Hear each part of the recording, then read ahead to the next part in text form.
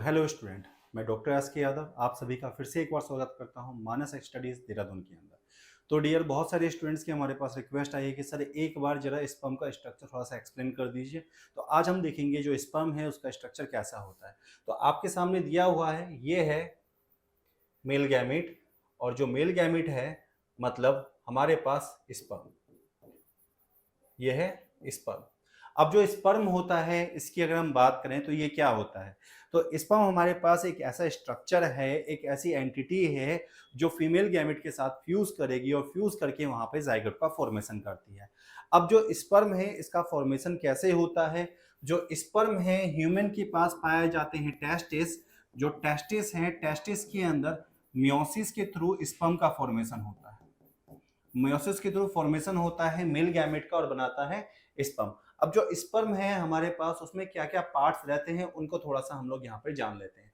तो देखिए, एक जो ह्यूमन स्पर्म है हमारे पास में, उसके मेनली 3 पार्ट्स रहते हैं। सबसे पहला स्ट्रक्चर होता है हेड, बीच का स्ट्रक्चर होता है मिडिल पीस, और लास्ट में हमारे पास एक लॉन्ग टेल प्रेजेंट रहती है। तो 3 स्ट्रक्चर से हमारे पास बना है स्पर्म, और वो 3 स्ट्रक्चर क्या क्या है देखिए। सबसे पहला स्ट्रक्चर हो जाएगा हेड, दूसरा मिडिल पीस, तीसरा और आखिरी स्ट्रक्चर होता है टेल। अब जो टेल है वाला पार्ट है या मिडिल पीस वाला पार्ट है या जो हेड वाला पार्ट है, ये सारा का सारा स्ट्रक्चर एक मेम्ब्रेन के द्वारा कवर्ड रहता है। जो आप देख सकते हैं रेड कलर की लाइनिंग यहाँ पर ऊपर से लेके आगे तक पूरी बॉडी को कवर करती है, रेड कलर की लाइनिंग, ये होती है हमारी प्लाज्मा मेम्ब्रेन। तो प्लाज्मा मेम्ब्रेन जो है पूरे स्पर्म को कवर करके रखती है। अब स्पर्म को कवरिंग के बाद अगर हम आगे बात करें तो इसमें क्या क्या पार्ट्स हैं, तो सबसे पहले हम हेड की बात कर लेते हैं। जो हमारे पास हेड है इसके अंदर क्या क्या चीजें होती हैं। देखिए, जो हमारे पास हेड प्रेजेंट होता है, इस हेड के अंदर सबसे आगे की ओर प्रेजेंट रहता है एक्रोसोम। क्या प्रेजेंट है? एक्रोसोम। और इसका ओरिजिन कहां से होता है? Originated from Golgi complex. इसका ओरिजिन होता है गोल्गी कॉम्प्लेक्स से। ठीक है, तो जो हमारा हेड है उसके अंदर सबसे आगे एक्रोसोम है जिसका ओरिजिन हुआ है गोल्गी कॉम्प्लेक्स से। और जो एक्रोसोम होता है इसकी अगर हम बात करें तो filled with hydrolytic enzyme, hydrolytic enzymes. तो इसके अंदर हमारे पास हाइड्रोलिटिक एंजाइम्स प्रेजेंट रहते हैं, और ये जो हाइड्रोलिटिक एंजाइम्स इसके अंदर प्रेजेंट हैं, जिस समय पर ये स्पर्म एग के साथ फ्यूज करेगा उस समय पर एक्रोसोम बस्ट होता है, और इसके अंदर प्रेजेंट हाइड्रोलिटिक एंजाइम जो हमारे पास ओवा है या जो एग है उसकी जो मेम्ब्रेन है उसको डाइजेस्ट कर देता है, जिसकी वजह से जो इसका न्यूक्लियस है वो उसके अंदर एंटर कर सकता है और फर्टिलाइजेशन की प्रोसेस को कंप्लीट करता है। अब हमारे पास एक्रोसोम के ठीक पीछे प्रेजेंट है न्यूक्लियस। तो ये जो न्यूक्लियस है हमारे पास, यहाँ पर हैप्लॉइड होता है ये न्यूक्लियस, बिकॉज जो हमारे पास स्पर्म बना है वो किस प्रोसेस से बना है? ये बना है आपका मियोसिस के द्वारा। तो इसमें हैप्लॉइड सेट ऑफ क्रोमोसोम होता है।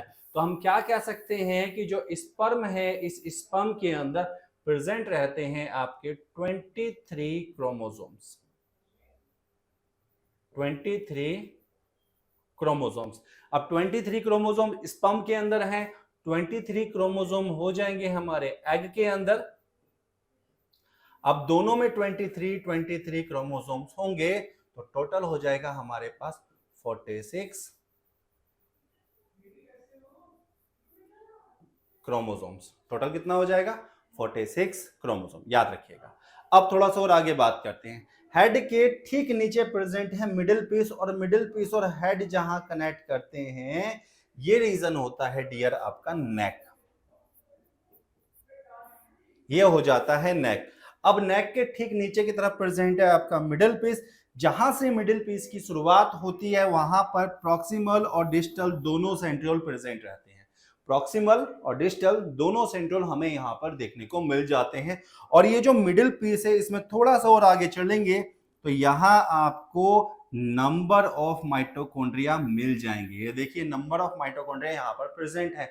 और इसी जगह से सेंटर से यहां से शुरुआत हो जाती है फ्लैजिलम की, और ये जो फ्लैजिलम है ना केवल मिडिल पीस से स्टार्ट होता है बल्कि टेल के अंदर भी पूरा फ्लैजिलम आपका फैला रहता है और इसी फ्लैजिलम के अंदर प्रेजेंट होता है एक्सियल फिलामेंट अपना, ठीक है। और अगर आप यहां पर देखेंगे तो जो हमारे पास फ्लैजिलम प्रेजेंट है, इस फ्लैजिलम को मोटिव फोर्स जो मिलता है, जो एनर्जी प्रोवाइड करते हैं, वो कौन करते हैं? माइटोकॉन्ड्रिया। अब जो माइटोकॉन्ड्रिया है वो यहां पर बनाते हैं एक स्पाइरल शीथ। तो जो अरेंजमेंट है माइटोकॉन्ड्रिया का हमारा कुछ इस तरह से होता है। आप देखेंगे माइटोकॉन्ड्रिया मिडिल पेज के अंदर कुछ इस तरह से अरेंजमेंट करती हैं। अब ये जो इस तरह का अरेंजमेंट होता है, ऐसे में बन जाता है हमारे पास में स्पाइरल शीथ।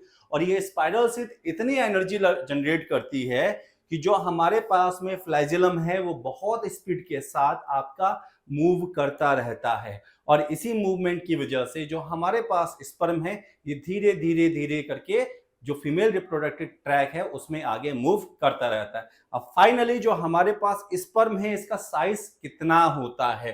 तो जो हमारे पास स्पर्म है इसका साइज होता है 60 माइक्रोमीटर। याद रखिएगा 60 माइक्रोमीटर, ये हमारी एनसीईआरटी के अंदर वैल्यू दी हुई है।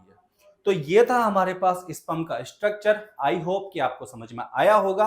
नेक्स्ट टाइम हमारे साथ जुड़े रहिए ऐसी ही वीडियो के लिए। मिलते हैं अगली बार, तब तक के लिए ऑल द बेस्ट।